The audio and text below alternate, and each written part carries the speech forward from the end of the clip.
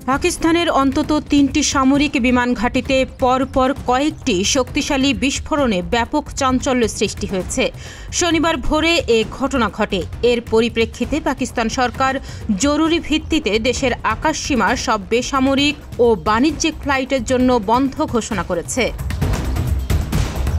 সবচেয়ে বড় বিস্ফোরণটি ঘটেছে রাজধানী ইসলামাবাদের কাছে নূর খান বিমান ঘাঁটিতে, যা আগে চকলালা এয়ারবেস নামে পরিচিত ছিল।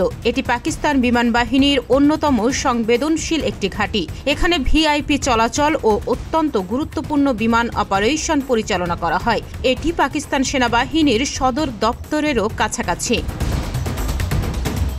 সামাজিক যোগাযোগ মাধ্যমে ছড়িয়ে পড়া বিভিন্ন ভিডিওতে নূর খান ঘাঁটি থেকে আগুন ও ধোঁয়ার কুণ্ডলী উঠতে দেখা যায়। প্রত্যক্ষদর্শীরা জানিয়েছেন, পরপর কয়েকটি বিস্ফোরণের শব্দ শোনার পর ঘাঁটির চারপাশে সেনাবাহিনীর ব্যাপক উপস্থিতি লক্ষ্য করা গেছে। পাকিস্তান সেনাবাহিনী জানিয়েছে, শুধু নূর খান নয়, চকওয়াল জেলার মুরিদ বিমান ঘাঁটি এবং পাঞ্জাব প্রদেশের ঝাং জেলার রফিকি বিমান ঘাঁটিতেও একই ধরনের বিস্ফোরণ হয়েছে। এই বিস্ফোরণগুলোর ঠিক আগে পাকিস্তান ২৬টি স্থানে ভারতীয় সামরিক ঘাঁটিতে ড্রোন হামলা চালানোর দাবি জানিয়েছে।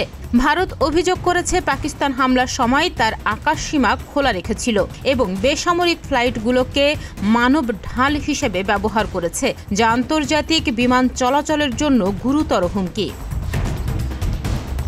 এ ঘটনায় এক যৌথ সংবাদ সম্মেলনে ভারতীয় সেনাবাহিনীর ঊর্ধ্বতন কর্মকর্তা বলেন, পাকিস্তান জানত যে তাদের ড্রোন হামলার জবাবে ভারতীয় প্রতিরক্ষা ব্যবস্থা সক্রিয় হবে। তারপরও তারা আন্তর্জাতিক উড়োজাহাজকে বিপদের মুখে ঠেলে দিয়েছে।